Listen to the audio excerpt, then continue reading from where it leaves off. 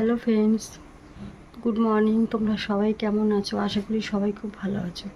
আমি আগের থেকে একটু ভালো আছি মোটামুটি।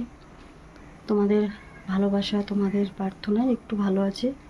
তো আজকের ব্লগটা তোমাদের সাথে নিয়ে শুরু করলাম এখান থেকে। দেখো, ব্লগ বলতে এখন তো আমার সেরকম কোনো কাজ দেখাতে পারি না। তো এই যেটুকু পারি ওইটুকু তোমাদের সাথে শেয়ার করি। আর মেয়ে যে চান করতে গেছে, ভাত বসিয়েছে, মানে মেয়ের জন্য আর কি। আর আমার জন্য ডালিয়া বানিয়ে দিয়েছে।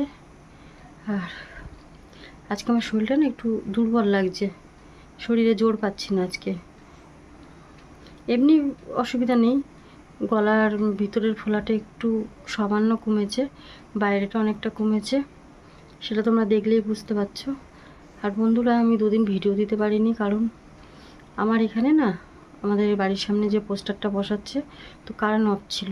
এমনিতে আমার মোবাইলে চার্জ হয় না, তার মধ্যে কারেন্ট অফ থাকলে তো চার্জ দিতে পারিনি, তো কারেন্টের সমস্যা আর এদিকে মোবাইলের সমস্যার জন্য ভিডিও দিইনি। আজকে চোখ মুখগুলো না জ্বালা করছে, টেনশান থেকে মনে হচ্ছে। আমাকে তো টেনশান করতে না করেছে, তো টেনশান কি বলো তো?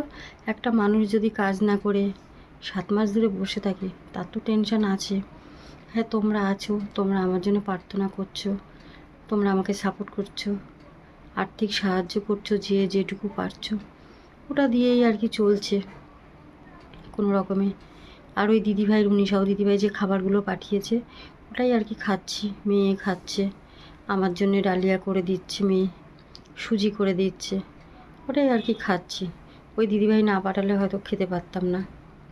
তো যাই হোক, আজকে গা হাত পায়ে একটু কাঁপছে, দুর্বল লাগছে আর কি, টেনশান থেকে মনে হচ্ছে। একটু টেনশান করছিলাম যে আমি তোমাদের ভিডিও দিতে পারছি না। কি বলো তো বন্ধুরা, তোমাদেরকে যদি না বলি তোমরা তো জানতে পারবে না। আর তোমাদের সাথে কথা না বললে, যতক্ষণ আমি ভিডিও না দিই, আমার মনটা খুব খারাপ লাগে, কেন তোমরা জানতে পারবে না কিছু। এই কারণে বলি, মানে যে অপেক্ষা করে থাকি কখন মোবাইলে একটু একটু চার্জ হবে, তোমাদেরকে ভিডিওটা দেব। তো এই দুদিন পারিনি দিতে, মনটা ভালো ছিল না। আর তাছাড়া আমার চ্যানেলটাও তো ডাউন হয়ে যাচ্ছে না একেবারে, ভিডিও না দিয়ে। আজকে একটু হাঁপিয়ে যাচ্ছে, একটু কমেছে কিন্তু পুরোপুরি তো সারিনি, সামান্য একটু একটু সারছে আর কি আস্তে আস্তে। এত এতদিনের যে একটা ঘাটতি রয়েছে, 7 মাস ধরে যে খাওয়া দাওয়া করতে পারি না, তো সময় লাগবে। ডাক্তার বলেছে আরও 6 মাস ওষুধ খেলে তবে আমি পুরোপুরি সুস্থ হয়ে যাব। তো বন্ধুরা, কি বলো তো, যতক্ষণ আমি সুস্থ এই কাজে না বেরোতে পারছি না, ততক্ষণ যেন আমার মানে শান্তি পাচ্ছি না। মেয়েটার পড়াশোনা বন্ধ হয়ে পড়ে আছে, কিছুই করতে পারছি না। তো যতক্ষণ কাজ না করবো আমি তো কিছু করতে পারবো না। আর তোমরা তোমরা বলতে শুধু রুনিসাও দিদিভাই পাঠায়, ওটা দিয়েই চলছে। ওই দিদিভাই না পাঠালেও হয়তো আমি ওষুধ খেতেও পারতাম না, খাবারও খেতে পারতাম না। আজকে এই জন্য একটু কথা বলতে বলতে হাঁপিয়ে যাচ্ছি। আর মেয়ে ওই যে ভাত বসিয়েছে বললাম না, ওই দেখো, চলো দেখাই তোমাদের। আমি এখন আস্তে আস্তে বন্ধুরা একটু হাঁটাচলা করতে পারছি, মানে খুবই আস্তে আস্তে। তো তোমাদের দেখাই, আস্তে করে নামি। এখনও তো আমি আগের মতন ভালো পারি না। তো এই দেখো, ব্যাক ক্যামেরায়, এই দেখো আমার জন্য এখানে ডালিয়া বসিয়েছে প্রেশার কুকারে, এই যে। আর এখানে মেয়ে ভাত বসিয়েছে, আজকে সিদ্ধ ভাত করছে মেয়ে। এই যে ভাত বসিয়েছে, ও হাঁড়িতে বসিয়েছে, তার কারণ কেন বলো তো? এই দেখো, দেয়াল ধরে ধরে আসি আমি। মেয়ে হাঁড়িতে বসিয়েছে কারণ মেয়ে তো ছোটো গামলায় করে পারে না, আর আমি এখনও পারি না। তো মেয়ে তো হাঁড়িতে করে পারে না, আর আমি এখনও হাঁড়ির মানে ভাতের হাঁড়ি হাতে ধরতে পারি না, কেন আমার মানে হাত টাত কাঁপে পুরোপুরি, এখনও হাত ঠিক হয়নি। মানে এই যে কাঁপাটা এখনও পুরোপুরি ঠিক হয়নি। তো আগে যেমন সবসময় কাঁপতো, এখন সবসময় না, মাঝে মাঝে একটু করে কাঁপে।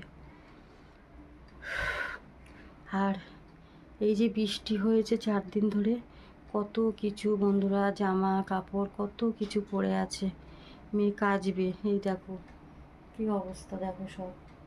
তো মেয়ে বলছে কালকে মনে হয় কাচবে, আজকে মেয়ে কাচতে পারবে না, কারণ ওর এই সকালবেলা উঠে স্নান টান করে ঘরের কাজ আমি তো কিছু করতে পারি না এখন, কোনো কাজই এখন করতে পারি না, কেন আমি ঠিক মতন এখনও দাঁড়াতে পারি না।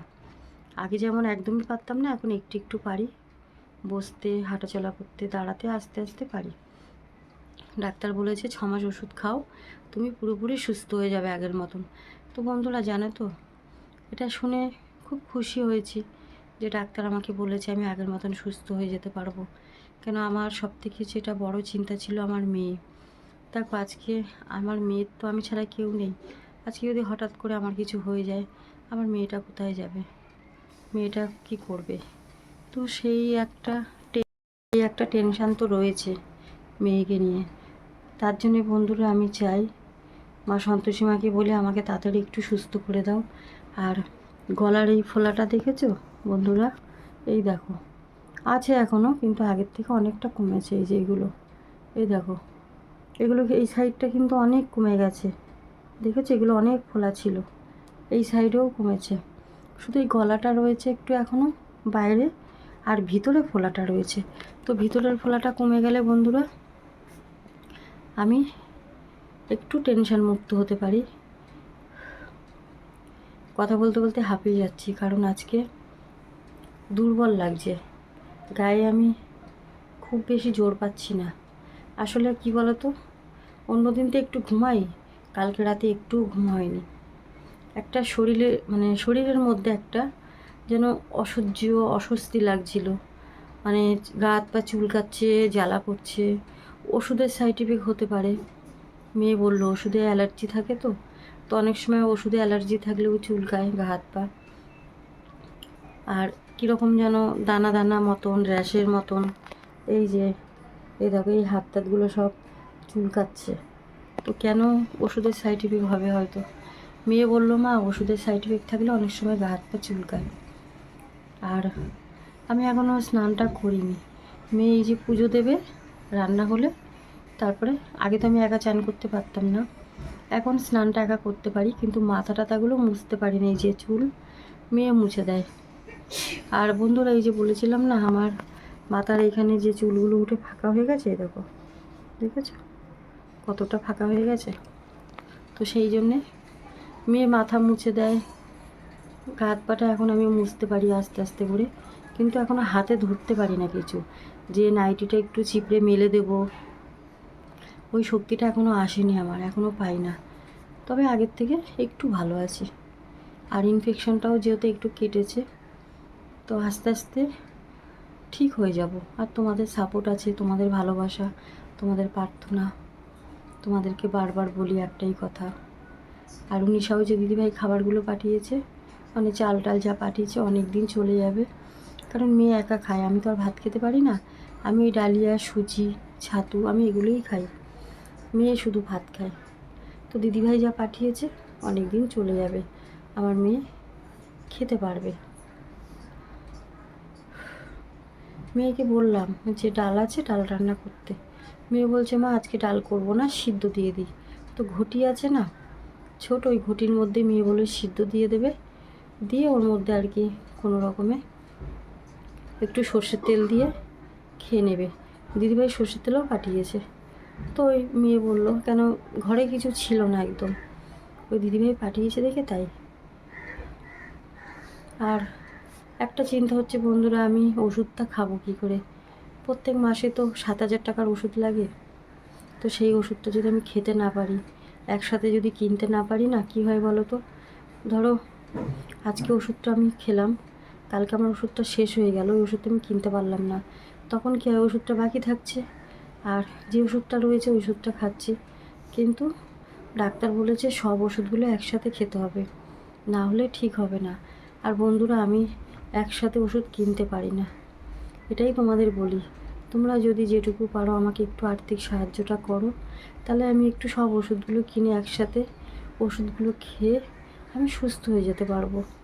সুস্থ হলে আমি কাজে বেরোতে পারবো বন্ধুরা। আমি যদি অসুস্থ হয়ে পড়ে থাকি, আমার মেয়েটার কি হবে? আমি আমি বাঁচতে চাই বন্ধুরা,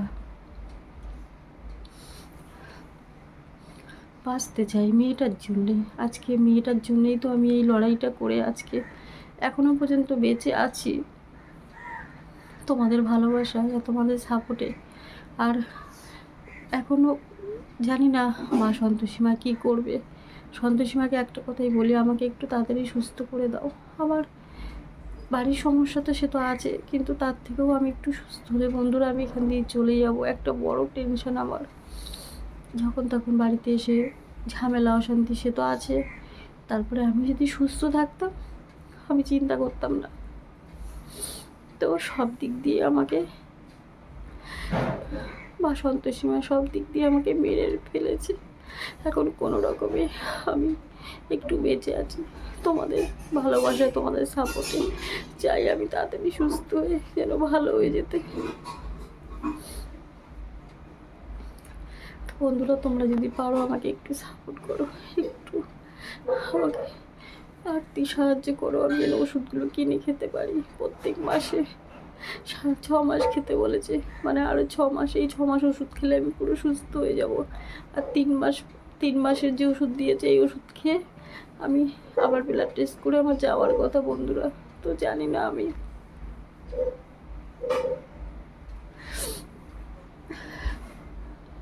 তোমরা আছো তাই আমি বেঁচে আছি। তোমরা না থাকলে আমি বাঁচতাম না। আজকে আমার যেটুকু ওষুধ খাবার সব কিছু তোমাদের থেকে। তোমাদের ছাড়া আমি কি করে চলবো? তোমরা ছাড়া যে আমার কেউ নেই পৃথিবীতে বন্ধুরা। এই পৃথিবীতে আমি বড়ই একা অসহায় মেয়েটাকে নিয়ে আমি খুব কষ্টে রয়েছি। সেটা এখন তো আমি জানি, এই পরিস্থিতির মধ্যে পড়ে আছি আমি, সেটা আমি বলতে পারবো। আমার জায়গায় যে থাকবে সেই বলতে পারবে। আমি তো আছি, তা আমি জানি বন্ধুরা। আজকে আমি কাজ করেছি, সুস্থ ছিলাম, লড়াই করে গেছি। আজকে আমি বিছনায় পড়ে গিয়ে আমি ভেঙে পড়েছি। মরে যেও জোর আনার চেষ্টা করছি, যেহেতু তোমরা আছো, শক্তি পাচ্ছি তোমাদের থেকে। জানি না আমার এই লড়াই কোথায় গিয়ে শেষ হবে। তো যাই হোক বন্ধুরা, ভিডিওটা শেষ করছি। আজকে শরীরে সেরকম জোরও নেই, শরীরেও সেরকম ভালো না। ওই শরীরটা খারাপ লাগছে, একটু টেনশন হচ্ছিল, তো টেনশন থেকে